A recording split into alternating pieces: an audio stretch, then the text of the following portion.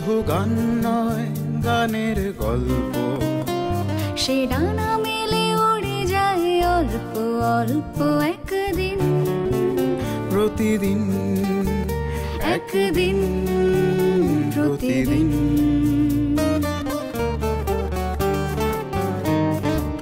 কেন সে গান গায় সে কথা অজানা, সে সর সন্ধির সন্ধিতে নিশানা। কেন সে গান গায় সে কথা অজানা, সে স্বর সন্ধির সন্ধিতে নিশানা। সে কাকে ডাকে কে মনে রাখে, আলো ছায়া মাখা হারানো দিন। সে শুধু গান নয়, প্রাণের স্পন্দন, যার কথা মালা হয়ে ওঠে চন্দন সুবাসে প্রতিদিন, একদিন প্রতিদিন।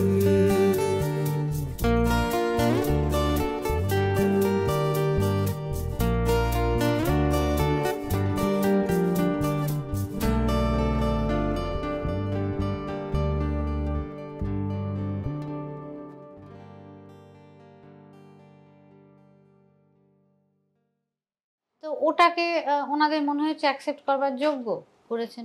আবার সবসময় যে মনে হয়েছে তা না, বলছে না এটাকে না একটু এইভাবে বলো। সেটা বলার পরে আমি দেখছি সত্যি তো আরো ভালো লাগছে। এটা তো কখনো কখনো ডিফার করবে, এটা তো কারণ ওনারা তো আলটিমেটলি জিনিসটা তৈরি করেছেন, ওনাদের আরো প্রাণের জিনিসটা, তারপরে আমার প্রাণের হচ্ছে। তো ওনাদের তো একটা অধিকার বোধ আছে নিজের সন্তানের মতন, এটা আমার গান, আমার সুর করা বা আমার লেখা, সেটার প্রতি একদম সঠিক মানে জাস্টিস হওয়া চাই, সেটা তো থাকবে। এবং আমারও গান গাওয়ার সময় মনে হয়েছে যে যেন ওনাদের এই ভাবনাটাকে অনার করতে পারি। এটা একটা পারস্পরিক শ্রদ্ধার ব্যাপার, জানো তো। আমি যদি মাইক্রোফোনের সামনে দাঁড়িয়ে মনে করি ও আমি তো গান গাইলেই হবে, আমি তো ভালোই গাইবো, এতদিন আমার একটা কনফিডেন্স নেই, এতদিন গান গাইছি, ফাংশন করছি, লোকে এত টাকা দিয়ে ডাকছে, ভালোই গাইবো, না পারার কি আছে, সেই মনে করলে হবে না। যিনি ওপারে আছেন তার সমস্ত চেষ্টাকে আমার প্রপারলি অনার করতে হবে। ছবির বাইরে বলছি এটা বেসিক। হ্যাঁ অবশ্যই, আমি ছবিতে তো করতেই হবে। হ্যাঁ ছবিতে তো কোনো উপায় নেই, কিন্তু আমার নিজের অ্যালবাম আমার ছবি দিয়ে আমার নাম দিয়েই বেরোবে, তাই বলি আমি লিবার্টি নিয়ে নেব যে আমি আমার গান পড়লেই লোকে শুনবে, ও আমি জানি। ওই কারণে এতগুলো কম্বিনেশন নিয়ে আমি তোমায় জিজ্ঞেস করলাম যে সে ভাবলে হবে, আমাকে প্রত্যেককে অনার করতে হবে, এমনকি শ্রোতাদের কথাও ভাবতে হবে যে যেই ভাবনায় আমার গান শুনে শ্রোতারা আমাকে ভালোবেসেছেন, প্রত্যেকটা গানে আমাকে সেটাই ফেরত দিতে হবে। আমি ঝট করে যদি অন্যরকম করতে শুরু করি, সেই কনসিয়াসনেসটা একটা থাকে, তখন একটা দায়িত্বও বেড়ে যাচ্ছে আর কি। আমি যদি ফট করে ভাবি আমি আমি ক্লাসিক্যালি ট্রেন বলে আমি এটা খুব এখানে তাম দিয়ে একটা করি, দেখিনি কিরকম হয়, সেটা লাইভে অনেক সময় হয়। ধরো একটা গান 100 বার গিয়েছি, হ্যাঁ, যেটা বৃষ্টি পায় পার খেতে, সাতবেলাতে আমি অনেক কিছু ছোট ছোট একটু ইম্প্রোভাইজেশন, কিন্তু রেকর্ড করবার সময় আমাদের সবসময় মনে হয় যে জিনিসটা খুব টু দি পয়েন্ট হতে হবে, তার মধ্যে ওইটাই হচ্ছে আমি বলবো কমার্শিয়াল গান বা পপুলার মিউজিক। খেয়াল গানের ক্ষেত্রে উচ্চাঙ্গ, আমি যেহেতু উচ্চাঙ্গ সঙ্গীতের ছাত্রী, আমাদের অনেক রাগের একটা মাথা ধরা পরিসর থাকে, কিন্তু লিবার্টি অনেক থাকে। আমি একটা সাকে নিয়ে সা রে গা, ইমনের নিরে গা নিয়ে আমি অনেকক্ষণ অনেক রকম করতে পারি, কিন্তু আমি যদি ওই কালোয়াতিটা বাংলা গানে দেখাতে বা কমার্শিয়াল গানে দেখাতে চাই যে আমি পারি বলি করবো সব। আচ্ছা, এইটা একটু বলো আমার, এটা জিজ্ঞাসার মধ্যেই ছিল। ধরো ওই মোবাইলে একটু নোট করতে করতে আসছিলাম যে এটা তোমায় জিজ্ঞেস করবো, তুমি যেহেতু প্যারালালি যেমনভাবে বাংলা আধুনিক গান গাইছো, ঠিক একইভাবে আমাদের শাস্ত্রীয় সঙ্গীত বা ইন্ডিয়ান ক্লাসিক্যাল যেটা, সেটাও তুমি একইভাবে খেয়ালও গাইছো। তার মধ্যে একটা ফিগারেটিভ যদি বলি লিরিক্সের কথা হচ্ছিল, আমি অ্যাবস্ট্রাক্টের কথাই গেলাম। এই দুটোকে তুমি একদম সমান্তরালভাবে দুটোই গাইছো, তো দুটো লোকের ভালো লাগছে, দুটোই লোকে অ্যাকসেপ্ট করছে। একদম তোমার মতো করে যদি বলো এই দুটো জায়গা, যে কোনো একটা রাগ এবং একটা গান দিয়ে একটুখানি তুমি যদি বোঝাও, তাহলে আমাদের এমন কিছু লোকজন আছে তাদের না এটা বুঝতে খুব সুবিধা হয়। ইতিহাস, হ্যাঁ, ইমন ইতিহাসের যে কাজটা, তোমার তরে পথ চেয়ে প্রদীপ রাখে আজো জেলে, এই জেলেটাকে যদি আমি খেয়াল পারি বা জানি বলে, খেয়াল কিছুই পারি না, শিখি বলে, জেলে ইতিহাস এই যদি করতে যেতে গানটা নষ্ট, এই গমকটা দেখালেই তো। তা আমাকে ওইখানটায় পরিমিতি, ওখানে নিজেকে কন্ট্রোল করতে হবে, আবার খুব মিহি করে একটা ছেড়ে দিতে হবে। জেলে ইতিহাস দানাও আছে, গমক কম আছে, মডুলেশন হালকা আছে, অথচ আমরা যখন এমনি তান করছি তো গুরুজি বলছেন, আমি উলাজির কাছে এখন শিখি বাবার, গুরুজি বলছেন গমক আনা চাহিয়ে, মানে একটু একটু মানে তানগুলো যেন এরকম না হয়ে যায়, আকার আর একটু একটু গমক, নাহলে ওই বকরি তান বলে হ্যাঁ হয়ে যায়। তো ওটা শুনতে যখন মাইক্রোফোনের লোকে শুনবে তখন খারাপ লাগবে। ওই অর্নামেন্টেশন গুলো সবকিছুরই তো একটা নান্দনিক দিক আছে।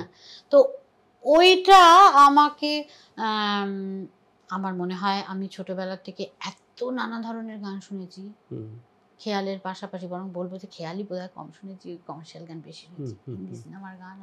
কিন্তু তোমার গানটা শুনে মনে হয় তুমি খেয়াল খুব কম শুনেছো, বা ওটা বদ খেয়াল তো মনে হয় না।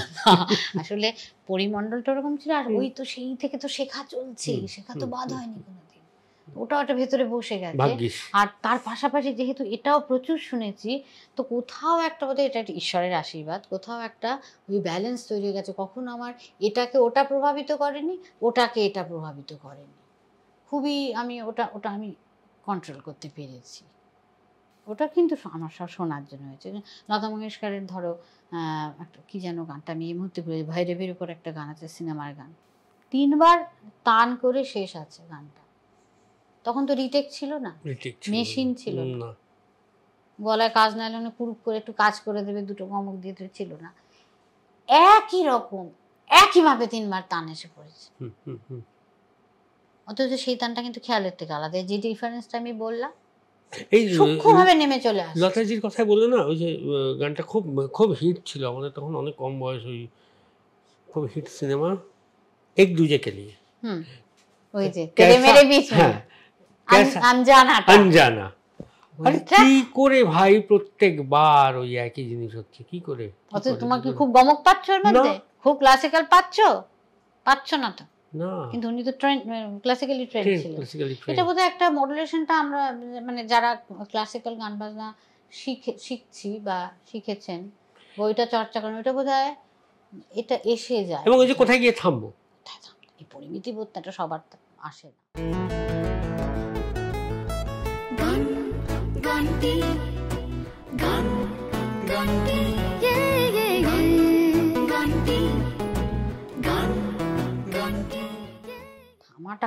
বিরিয়ানি 2 চামচের বেশি দেবো না, পরিমিতি বোধটা জানো, পরিমিতি কোথায় কতটুকু নুন মিষ্টি, কালিয়াতে একরকম, পোলাওতে একরকম, যে কোনো শিল্পের যে কোনো শিল্প মাধ্যমের ক্ষেত্রেই বোধহয় তাই। যেটা তুমি যে মাছের কালিয়াটা পোলাওয়ের সঙ্গে খাবে তাতে কিঞ্চিত মিষ্টি কম দেবে, কারণ পোলাওটা মিষ্টি অবশ্যই, আর ভাতের সাথে খেলে কিঞ্চিত মিষ্টি বেশি দেবে। হ্যাঁ, কারণ ভাতটা এটা একটা রেসিপি আর কি, একই আমি খুব ভালো রাঁধতে পারি, কিন্তু জানি আমি, এবং ভালোবাসি রান্না করতে। উফ, না ভালো না রাঁধতে ভালো গাওয়া যায় না তো, সেটা অনেকে বলে, সব গায়ক গায়িকারাই ভালো রাঁধেন, ওটাও তো একটা শিল্প, খাওয়ার লোভে বলে বলে। আচ্ছা, এই যে এত সর্বভারতীয় ক্ষেত্রে এত গীতিকার সুরকার প্রত্যেকের রয়েছেন, ছিলেন যারা, ধরো স্বনামধন্য সুরকার, আমি সারা ভারতবর্ষ নিয়ে বলছি, তোমার কখনো মনে হয়েছে যে, আর এত হাজার হাজার হাজার চোখের সামনে এত গান, যে যদি এর কম্পোজিশন গাইতে পারতাম, বা এই গানটা যদি আমি গাইতে পারতাম? সেটা তো মনে হয় যে সলিল বাবুর কম্পোজিশন যদি গাইতে পারতাম, ঘুরে ফিরে আবার সলিল দা এলাম, হৃদয়নাথ মঙ্গেশকর, নচিকেতা ঘোষ কাকে বাদ দেবো, সুদিন দাশগুপ্ত, তা যদি গাইতে পারতাম। তারপরে পাশাপাশি মনে হয়, এটাও আমি বলছি, এটা কিন্তু আমি কোনো মানে তুমি আমার ইন্টারভিউ নিচ্ছ, মানে আমরা কথা বলছি, এটা লোকজন দেখবে, আমার তাকে তুষ্ট করবার জন্য বলার দরকার, এটা কিন্তু সেভাবে বলছি না, কারণ যার সম্পর্কে বলছি সেও জানে যে আমি তাকে কোনোদিনও তুষ্ট করতে, তার কোনো দরকার নেই। এরকম যখনই মনে হয়েছে, মনে তো হবেই, পাশাপাশি এটাও মনে হয়েছে যে তবু তো নচিদা ছিলেন। হ্যাঁ, তারপরে এলে তো নচিদাকেও পেতাম না, যিনি প্রথমে আমাকে বাংলা গানের জগতে আনলেন। অবশ্যই। তারপরে তো সবাই আমাকে কে হেল্প করেনি বলো? সেই সময় শ্রীকান্তদা যায় যেখানে যেখানে বলবার দরকার বলেছেন, জয়ের সঙ্গে কাজ না করে। এটা তুমি হেল্প বলবে তো, আমি এটাকে হেল্প বলতে রাজি নেই। তার কারণ হচ্ছে কারণ আমি কাউকে একটা তো মনে হয় যে ধরো কাউকে বলেছেন এই মেয়েটাকে পরের বার তোরা দেখতে পারিস, নিস এই মেয়েটা খুব মানে ভালো। এটা একটা জাস্টিস আমি বলবো, মানে এটা হ্যাঁ এটা মানে খুব- ভালোবেসে খুব ওনাদের মনে হচ্ছে, justified কিন্তু যে- সেই জায়গাটা তো তৈরি করে দিয়েছেন যে আমরা- নচিদা। হ্যাঁ অবশ্যই সাঁঝবেলার গান না হলে তো কারোর নজরেই পড়তো না, সাঁঝবেলার গানটা শুনে বা ইতিহাসটা শুনে লোক বলে কি মেয়েটা গান গায়। অবশ্যই অবশ্যই তখন তো আর গীতিকা শুরু করার আগে আসে না, আগে আমাদের আর্টিস্টটা আসে, অবশ্যই। গলাটা আর্টিস্টের নাম, ওই তারপরে দেখি কে এই গান তৈরি করলো, কে সুর দিল, কে লিখলো। হ্যাঁ ডেফিনেটলি কিন্তু ওই জায়গাটা তো নচিদা না থাকলে আমার হতো না। ওই ফার্স্ট তখন বলে আমি- উইকেটটা নেবার হ্যাঁ, মতো তখন আর আমার কি। মনে হয় সো ফরচুনেট, কারণ আরো পরে এলে তো ওনাকেও আর পেতাম না। ডেফিনেটলি একটা হৃদয়নাথ মঙ্গেশকর যদি গান গাইতে পারতাম, এটা ওনার দাদারও মনে হয়, নচিদারও মনে হয়। হ্যাঁ হ্যাঁ একটা যদি সলিল বাবুর গান, একটা নচিকেতা ঘোষ। কিন্তু আমাদের পরবর্তী প্রজন্ম, আবার এটা তো প্রজন্মের পর প্রজন্ম এরকম এই না পাওয়াটা থাকে, অভাববোধটা থাকে, থাকে, এবং এটা সেটা থাকবে। থাকা উচিত, থাকা ভালো। শিল্পের ক্ষেত্রে থাকবে। হ্যাঁ তারপরে আমাদের আবার যারা এই এখন জন্মালো তাদের মনে হবে ইস আমরা যদি নচিকেতার একটা সুরে গান গাইতে পারতাম, আমরা শ্রীকান্ত আচার্যকে পেলাম না, আমরা জয় সরকারকে পেলাম না, আমরা ইন্দ্রদীপ দাশগুপ্তকে পেলাম না, ওরা তো কত ভালো ভালো সুরকার, গীতিকার পেয়েছে, গৌতম ঘোষাল, বিশ্বরূপ, উদয়, এই তো কত কত লোকের গান আমরা তো পেলাম না। এটা তো মনে হয় নিশ্চয়ই এটা প্রজন্মগত একটা প্রজন্ম মনে হবে। একটা ব্যাপার। সুতরাং থাকবেই। পরিতৃপ্তি, স্যাটিসফ্যাকশন যেটাকে আমরা বলি, কোনোদিনই আসবে না, এবং একটা শিল্পীর কোনোদিনই সেটা আসা উচিতই না, হুম হুম হুম, কোনোভাবেই আসা উচিত না, তাহলেই গেল বললায়। অবশ্যই।